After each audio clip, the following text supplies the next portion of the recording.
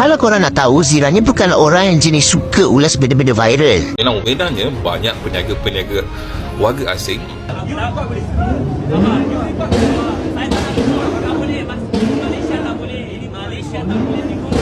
Kedai ni dia orang berniaga tanpa ada sebarang ketakutan kepada pihak berkuasa tempatan. Flow. Halal semua orang Arab ni, halal semua pekerja asing, Rohingya, Bangla, halal semua keluar. Halal semua keluar. Kita tunggulah orang Melayu kita cuci tandas dekat. Sebelum menonton videonya, pastikan Anda sudah menekan tombol like dan subscribe. Halo geng, Assalamualaikum warahmatullahi wabarakatuh.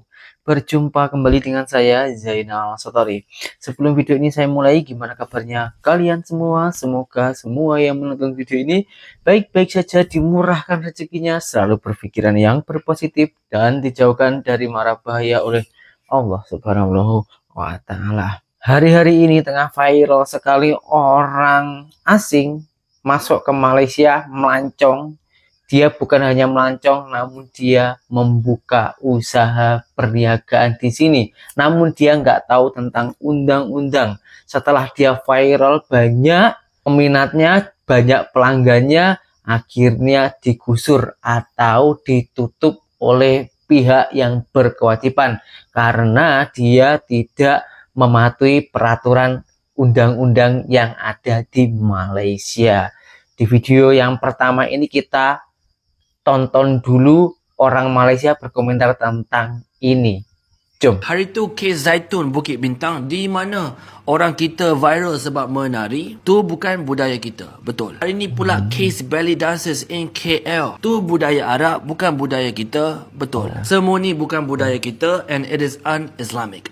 Betul. Dan ada satu gerakan yang soal kenapa Bukit Bintang tu dah jadi macam port Arab. Banyak kedai Arab and 80% of the customers are Arabs. Tak apa, kita cuba ikut flow. Apa kata kita tutup semua kedai Arab ni yang bayar sewa RM20,000 sampai RM40,000 dan kita kasih anak Melayu buka restoran Melayu dekat area Bukit Bintang. Lepas tu jangan soal kenapa teh tarik harga RM6 Bukit Bintang. Dan yang nak start soal dan halau pekerja asing Rohingya dekat KL ni, kita lupa ke siapa jemput mereka masuk Malaysia sebab Rohingya terjejas demi umat Islam? Tak apa, kita cuba ikut flow. Halal semua orang Arab ni, halal semua pekerja asing, Rohingya, Bangla, halal semua keluar. Halal semua keluar. Kita tunggulah orang Melayu kita cuci tandas dekat sinema, bersihkan tepi jalan, kutip sampah, bina bangunan kat KL. Tak apa, kita tunggu orang Melayu kita. Dan apabila pelancong Arab sudah start pilih Singapura ke, Thailand ke, Jakarta ke, jangan soal kenapa. Dan apabila kedai tutup, resort tutup, tempat turis tutup, orang kita tak ada kerja macam waktu COVID, jangan soal kenapa. Sebab kita halau mereka semua untuk balik. InsyaAllah. Bang, bang. Oke, kalian penasaran tak kedai yang dimaksud oleh beliau tadi itu? Itu kedai zaitun yang ada di Bukit Bintang, Kuala Lumpur. Yang kalau di mana dia ada pelanggan yang menari, dia digratiskan. Penasaran kan videonya itu seperti apa? Jom langsung kita saksikan, geng. Set.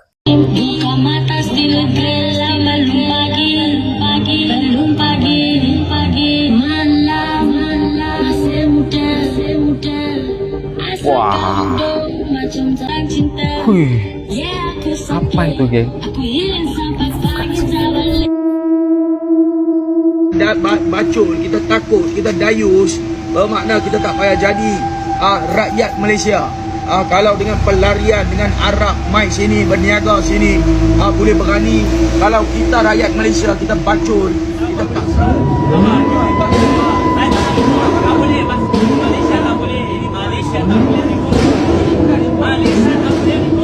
Malaysia tak perlu record. Marah dia.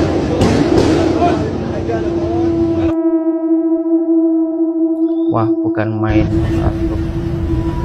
Ini geng, sekarang sudah sepi ya. Tuh, sudah ditutup. Sudah tak ada lagi orang yang jualan. Ini tepi jalan geng, depan gede besar tuh ya, kayak mall gitu. Ustadz Sopian tuh namanya geng yang tadi. Malaysia tak boleh, Malaysia tak boleh, ini Malaysia tak boleh.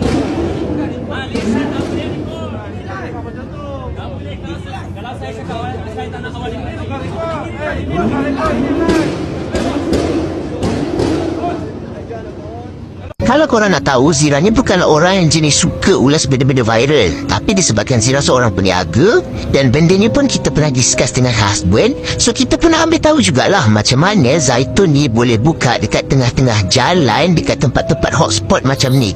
Dan kalau korang tahu, siapa yang pernah jalan dekat area Bukit Bintang ni, kebanyakannya yang ada kedai-kedai kat sini memang bukan kedai orang kita.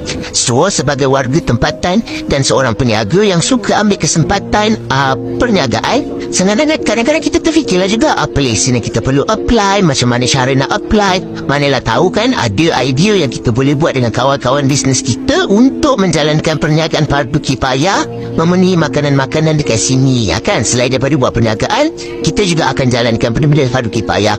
Tapi tak sangka ya, memang sangat-sangat tak sangka, rupa-rupanya tempat ni dah disita dan tempat ni tak ada lesen. So dia macam mind blowing lah. Tiba-tiba je benda ni boleh terjadi. Yelah, kita sebagai orang bisnes, kita akan terfikirlah macam mana kita nak buat. So kita nak ambil peluang-peluang yang ada dekat Malaysia, betul tak?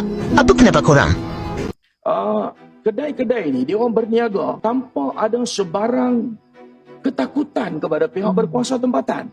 Bukan setakat bebas dia orang ni berniaga, tapi tidak ada sebarang ketakutan kepada tindakan melibatkan PBT. Ini melibatkan permis, sedangkan kita tahu bahawa warga-warga asing ini dia tidak boleh berniaga dalam beberapa sektor yang telah, kalau kita bagi tahu di DBKL ini, dia tidak boleh berniaga dalam 25 sektor perniagaan, dia orang tak boleh berniaga. Tetapi kita tengok di dalam, kita buat diterjahan di Jalan Silang, di Jalan Silang di Kuala Lumpur. Kita tengok di situ bagaimana kebebasan yang sampai dia bagi tahu ini adalah mini Dhaka. Bagaimana bukan setakat kita buat terjahan dan kita tunjukkan secara lapangan, dia orang lari tinggalkan kedai-kedai perniagaan. Sebab daripada cashier, pembantu kedai, tukang masak, semua ini adalah daripada warga-warga asing. Tetapi kenapa dia orang masih terus berniaga walaupun kita sedang viralkan isu ni? Dan saya rasa video-video yang kita buat ini viral bukan melibatkan puluhan ribu view, jutaan.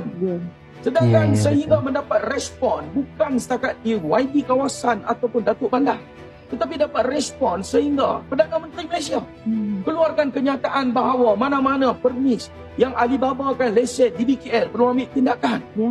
Dan sehingga keluarkan kenyataan juga daripada Menteri Ekonomi sekarang ini bahawa perlu ada satu akta Alibaba lesen. Ini menunjukkan bahawa kritikal dia orang ini berniaga dan sampai ke hari ini dia orang tanpa ada sebarang ketakutan untuk terus dia orang berniaga sehingga ke hari ini. Nah, ini bisa untuk pelajaran kita semua ya. Jadi di Malaysia sini bukan masalahnya viral terus orang Malaysia iri, direpot, suruh tutup, itu bukan ya. Ini bukan masalah viral, men. Ini masalah undang-undang. Undang-undang Malaysia itu memang keras, memang ketat. Bukannya nggak mau maju, negara siapa sih yang nggak mau maju? Ya, mau juga ya kan, didatangi oleh, apalagi didatangi oleh pelancong-pelancong dari luar negeri. Itu pastinya senang sekali. Tapi kalau dengan cara seperti ini memang nggak dibenarkan karena sudah melanggar undang-undang yang sudah diterapkan di Malaysia. Nah, buat para sahabat-sahabat semua yang mau berniaga di Malaysia yang baik dan benar itu bagaimana? Nah, ini ada salah satu video lagi cara berniaga yang baik dan benar dan cara buat permit atau license untuk berniaga itu pergi kemana. Jom langsung kita saksikan lagi, game. Assalamualaikum. Waalaikumsalam. Korang tahu tak, bukan senang untuk buka perniagaan makanan di Malaysia. Tapi aku tengok sewenang-wenangnya banyak peniaga-peniaga warga asing datang ke Malaysia berniaga tanpa pengetahuan bagaimana orang Malaysia berniaga makanan dan kesihatan makanan yang ada di Malaysia oleh Kementerian Kesihatan Malaysia. Mungkin warga-warga asing ni, the foreigners, ni dia punya mindset ni lebih kepada negara-negara diorang. Mungkin kat sana lebih kotor, I tak sure. Tapi kebanyakan yang datang di Malaysia berniaga nampak tidak mengamalkan kebersihan yang betul. So, you all kena follow regulation daripada Kementerian Kesihatan Malaysia kalau korang nak buka apa jua kedai makan di Malaysia, sebab orang Malaysia mementingkan kesihatan makanan yang baik. Jangan bagus. senang-senang sesuka hati korang nak buka makanan kedai makan di Malaysia. Bukan macam itu. Jangan suka-suka hati mak bapak kita atau mak bapak korang buka kedai makan di Malaysia tanpa mengutamakan kebersihan makanan.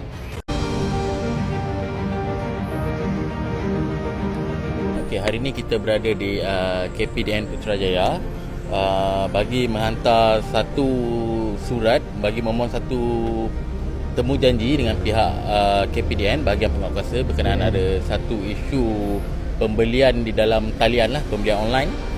Kes ni sebenarnya kita dah pernah highlight sebelum ni. Kita ada terima aduan daripada pengadu berkenaan satu pembelian gadget dalam aplikasi online lah. So kes ni berbalik lah. Pada tahun 2020 saya dah buat report rasmi berkenaan tentang penjualan gadget elektronik yang dimanipulasi atau dimonopoli oleh warga China lah. So kat sini saya perhatikan selepas tahun 2020 hinggalah sekarang dia masih berjalan secara aktif dan makin membesar lah. Dia develop lagi besar lah untuk benda ni. Apa yang kami ni sebagai warga Malaysia ingin timbulkan kat sini bagaimana diorang boleh berniaga, mendapat keistimewaan seperti mana orang Malaysia juga kan di situ. Lepas tu banyak ketirisan lah bila transaksi ni berjalan. Ada aduan ke daripada pengguna-pengguna yang lain yang kami turut akan attach dalam laporan ni.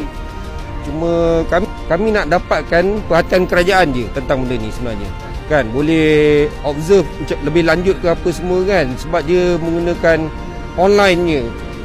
Kebanyakan orang Malaysia ni pun dah memang pergi ke online punya bisnes lah. Tapi kalau macam ni susah lah kami kan, kalau orang luar pun dapat advantage seperti yang kami dapat. So far itulah rumusan yang saya boleh bagi setakat ni lah. So nanti saya serah kepada MHO lah untuk buat lanjutan daripada kes ini. Okay, kes ni sebelum ni telah diketengahkan oleh beliau pada 2020 tuan Ya. 2020.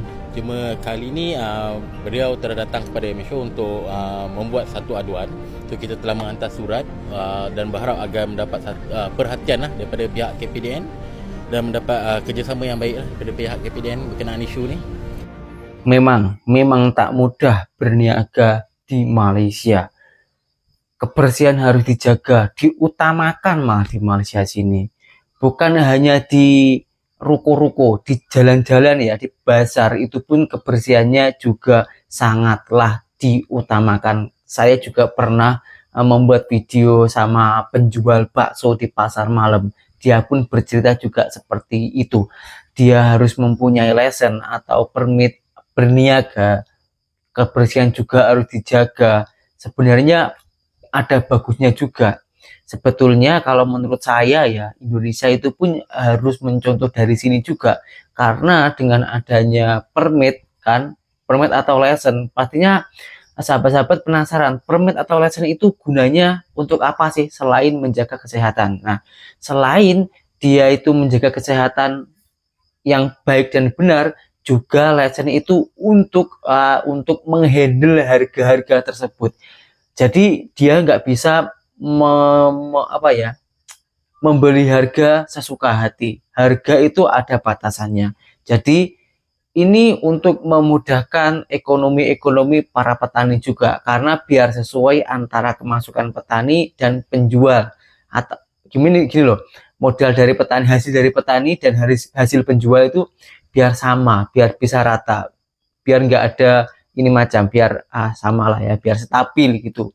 Kalau yang lesson ini saya setuju kalau diterapkan di Indonesia juga. Indonesia juga butuh sebenarnya ini. Jadi itulah yang intinya, semoga sahabat-sahabat kita semua itu paham dan ngerti lah apa yang dimaksud dengan undang-undang. Bukan karena viral ataupun orang Malaysia itu iri dengan warga asing, karena warga asing perniagaan lebih laku, lebih ramai, itu bukan karena itu, tapi hanya karena license atau undang-undang ya. Misal pun orang asing berniaga di Malaysia sini mematuhi peraturan yang ada, yang tepat, dia sudah mengikuti undang-undangnya, nggak akan ada orang yang mengacau atau yang mengusik lah intinya ya. Semoga video ini bisa bermanfaat untuk kita semua, terutama untuk warga asing. Semoga menonton video ini biar tahu gimana peraturan yang ada di Malaysia. Saya Zainal Satori, seorang TKI Malaysia. Salam TKI sukses. Assalamualaikum warahmatullahi wabarakatuh.